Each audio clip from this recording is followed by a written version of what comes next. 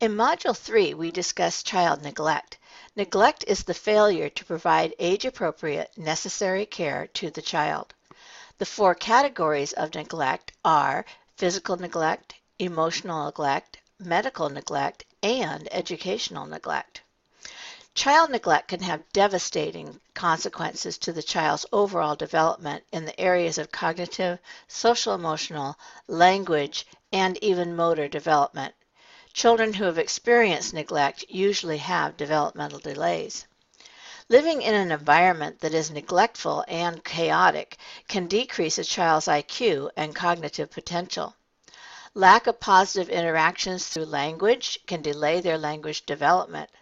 Lack of opportunity to explore the environment and be exposed to normal experiences can affect language and motor development. Neglectful or harsh treatment can delay or harm social emotional development.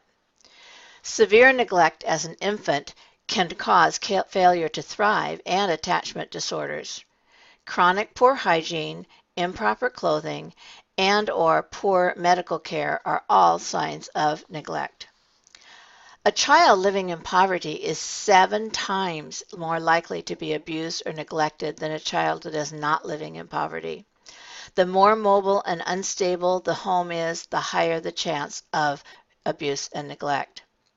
Children who have experienced significant stress during childhood, such as happens during abuse or neglect, have brains that are in hyperarousal mode most of the time. This makes it more difficult for them to concentrate at school, to screen out environmental stimuli, and to learn new concepts. Global neglect and early lack of stimulation result in fewer neural pathways being formed in the brain, which results in a lower IQ and less flexible thinking.